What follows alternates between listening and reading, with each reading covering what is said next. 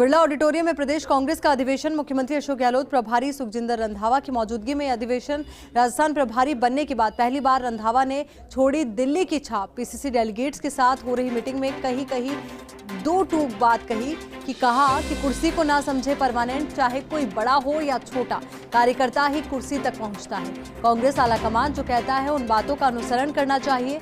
जरूरी नहीं कि आज जो मंच पर बैठे हैं वो कल भी मंच पर दिखें, क्योंकि सरकार नहीं रहेगी तो कैसे बैठेंगे मंच पर। हालांकि ठीक इसी मनोबल के साथ आए थे अजय माकन भी।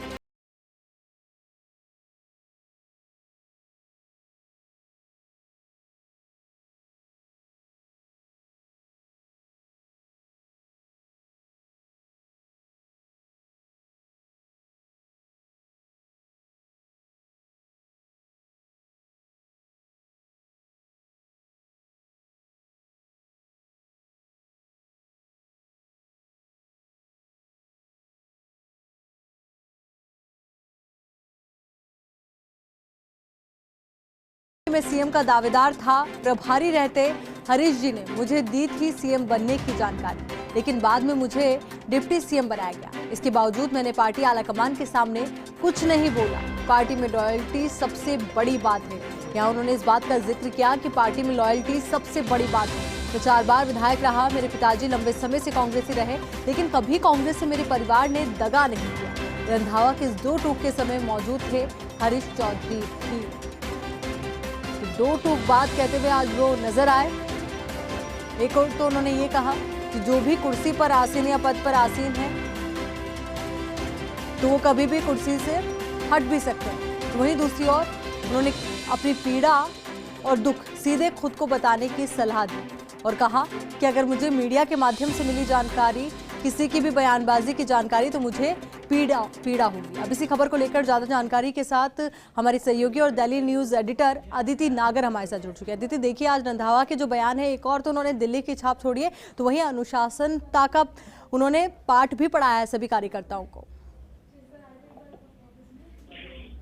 बिल्कुल, देखिए आज पहली बार लग रहा है कि जो आलाकमान है या जो दिल्ली है वो राजस्थान को लेकर बहुत सीरियस है।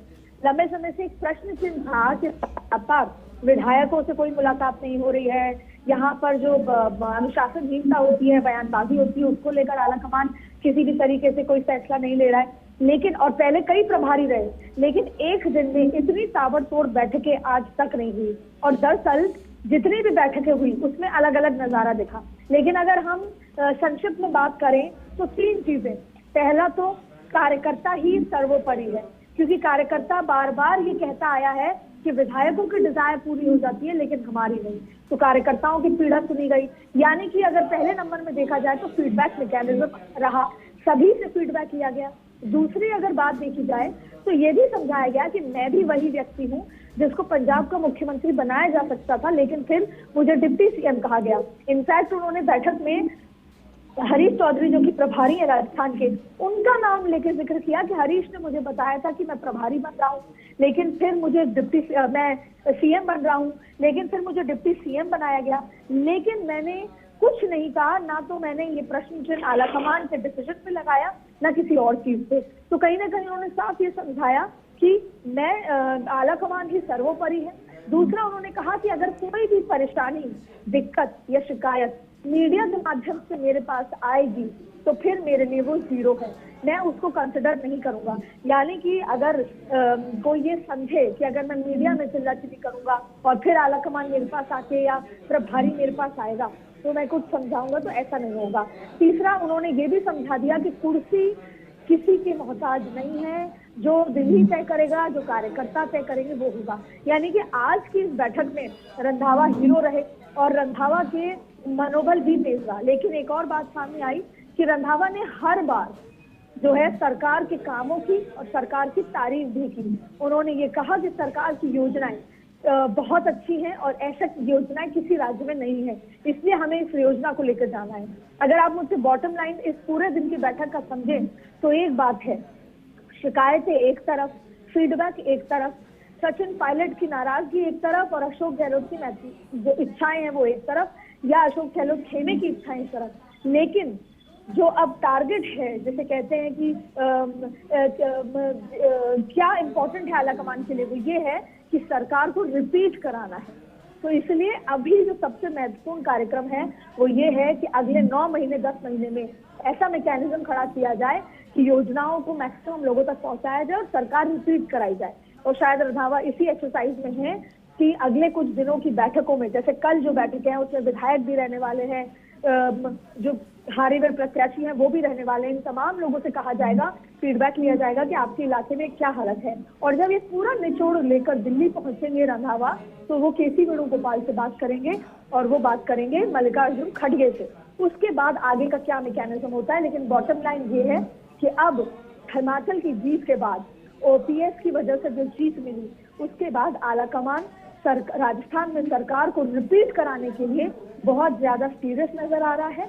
और उसके लिए उनको जिन भी खेमों को समझाना पड़ेगा, समझना पड़ेगा, बनाना पड़ेगा या दो टूक करनी पड़ेगी, वो सब। और अदिति इसी बात का जिक्र वो करते हुए भी नजर आए, क्योंकि जिस तरीके से आप भी बार बार जिक्र कर रही हैं कि उन्होंने उस दौरान जब वो मीटिंग ले रहे थे या कहें कि जब अपनी बात रख रहे थे तो उन्होंने इस बात का जिक्र किया कि कुर्सी को लेकर जो खींचतान नजर आती है, कभी कभी बयानबाजी नजर आती है, तो उस कुर्सी को आगे भी हमें बचा कर रखना है, उस कुर्सी पर आगे भी काबिज होना है, तो इस तरीके की तमाम हरकतों से बचना होगा।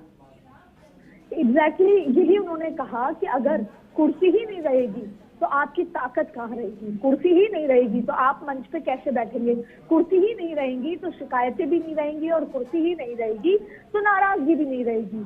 तो सारी बात यह है कि अगर कुर्सी रहेगी तो सब कुछ रहेगा। और यही वजह है कि सबसे पहले हम सबको मिलकर, जो जैसे कहते हैं कि तीर की आंख की तरह या अर्जुन की आंख की तरह, उस टारगेट को देखना है, उस लक्ष्य को देखना है कि हम सरकार दोबारा लाएं।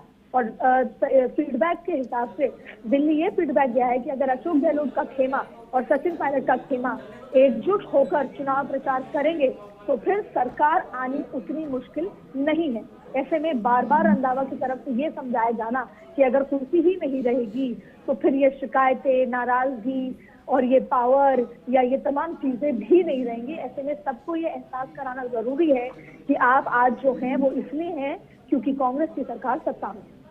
बिल्कुल। और अदिति देखिए, आज एक कॉमन फैक्टर भी निकल कर सामने आया अजय माकन और प्रभारी रंधावा का, कि जब वो प्रभारी थी तब उन्होंने कहा था मैं ही दिल्ली हूं, और आज का जो उनका अंदाज था वो भी कुछ यही बयां कर रहा था। जरूर, देखिए आज का मनोबल बहुत ज्यादा था और जब वो आए तो उन्होंने उनका जो स्टाइल भी था, पर हमें सबको याद है कि जो अजय माकन आए थे तब भी उन्होंने उसी मनोबल के साथ कहा था कि मैं ही दिल्ली हूँ, और तब भी सबको लगा था कि पता नहीं अजय माकन क्या कुछ बदल देंगे। लेकिन सच बात यह है कि अजय माकन ने कभी भी इस तरह का फीडबैक मैकेनिज्म नहीं लिया। अजय माकन केवल सीएमआर या फिर बिल्कुल अदिति देखिए, और यहीं पर एक बड़ा डिफरेंस ये भी नजर आया कि जब अभी रंधावा मीडिया से मुखातिब हो रहे थे तब उनसे पूछा गया कि जिन्होंने अनडिसिप्लिन बिहेव किया तो उन पर क्या एक्शन होगा, तो उन्होंने सीधे गेंद आलाकमान के पाले में डाल दी। उन्होंने कहा कि ये सारी बात खड़गे जी के पास है, वही डिसीजन लेंगे। ये थोड़ा बड़ा डिफरेंस। बिल्कुल, देखिए क्योंकि कोई भी बयानबाजी करना किसी भी खेमे को नाराज करना या उकसाने वाली बात होती, और जहां तक राजस्थान का मसला है, राजस्थान का मसला अगर खुद खड़गे जी देख रहे हैं तो उस पर नजर सोनिया गांधी की भी है। और कहीं ना कहीं खड़गे जी इशारों में ये बात कह चुके हैं कि राजस्थान की राष्ट्रीय अध्यक्षा सोनिया गांधी है, तो राजस्थान पे अगर कोई भी डिसीजन लेना है तो वो सोनिया गांधी के नॉलेज में लाके दिया जाएगा। तो ऐसे में, और खास तौर पे इन तीनों पे जो एक्शन की बात है वो क्योंकि ये पहले ही कार्रवाई हो चुकी है, अजय माकन अपनी रिपोर्ट साझा कर चुके हैं और इस पे तमाम चीजें सोनिया गांधी तक जा चुकी हैं, तो ऐसे में इन तीनों पे जो कार्रवाई होगी वो खड़गे जी डिसाइड करेंगे। इसलिए आज की तारीख में जो ये फीडबैक मैकेनिज्म की बैठक थी, इसमें इस पे अगर कोई भी बात रंधावा जी के मुंह से निकल जाती तो वो हो सकता है कि किसी एक खेमे को हाथ पहुंचा सकती थी। और यही वजह है कि खुद रंधावा जी ने इससे अपना बचाव किया, कोई भी बयानबाजी से खुद को बचा के रखा। बिल्कुल, एक पॉजिटिव मैसेज भी इससे गया है कि जो प्रभारी है वो किसी भी मामले को लेकर के निष्पक्ष है, और उन्होंने साफ तौर पर यही क्लियर कट मैसेज भी दिया कि अगर कोई अनुशासनहीनता दिखाएगा तो उसके खिलाफ एक्शन भी होगा, और कोई भी अपनी कुर्सी का घमंड ना करे, अपने पद का घमंड ना करे। जो आज मंच पर है वो कल नीचे भी हो सकते हैं।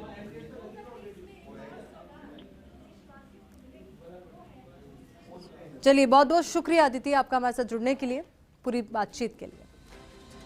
तो बड़ी और अहम खबर जो इस वक्त हम आपके साथ साझा कर रहे हैं, बिरला ऑडिटोरियम में प्रदेश कांग्रेस का अधिवेशन आज हुआ, वॉर रूम में बैठक हुई और तमाम पहलुओं को मिलाकर के देखा जा रहा है, कड़ी से कड़ी जोड़ी जा रही है और उसके आधार पर हम ये तमाम विश्लेषण आपके साथ साझा कर रहे हैं।